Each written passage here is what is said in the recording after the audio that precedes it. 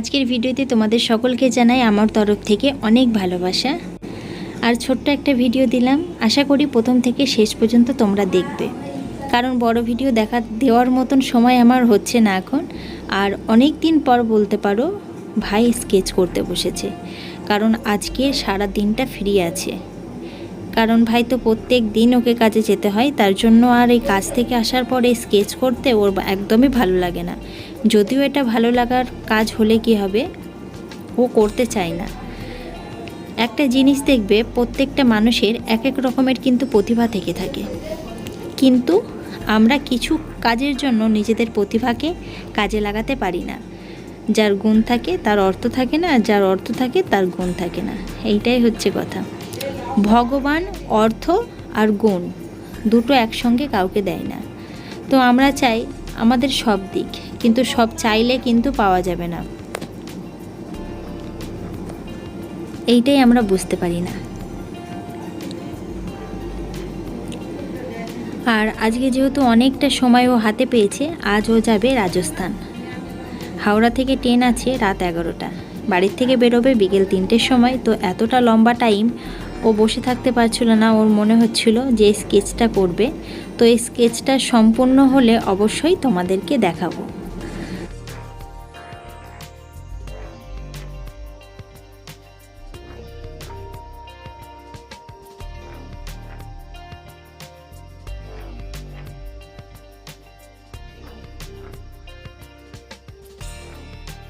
তো আমি বলবো না এটা আমার ভাই কিন্তু যে খুব একটা যেটা শিখেছে, মানে এইটার সঙ্গে যুক্ত ছিল, সেটাও আমি বলবো না।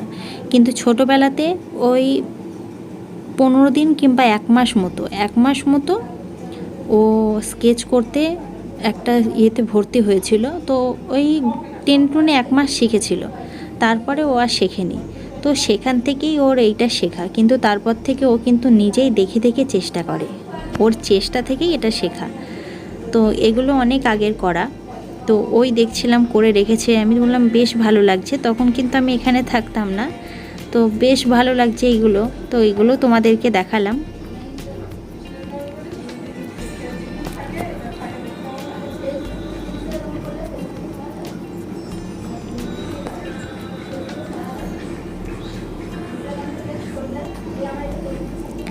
আর দেখো স্কেচটা প্রায় মানে হওয়ার কাছে চলে এসছে। তো এটা করার সঙ্গে সঙ্গে একদম ভাই কিন্তু না খেয়ে তারপরে এই কেসটা করেছে, কারণ এটা ভাই একদম বাধাতে দিয়ে এসছে।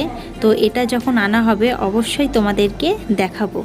তো আজকের ভিডিওটা কেমন লাগলো তোমরা কিন্তু সকলে জানাতে ভুলো না। আবার দেখা হবে নেক্সট দিন নতুন একটা ভিডিওতে। সকলেই ভালো থেকো, সুস্থ থেকো, আর নিজেদের খেয়াল রেখো। টাটা।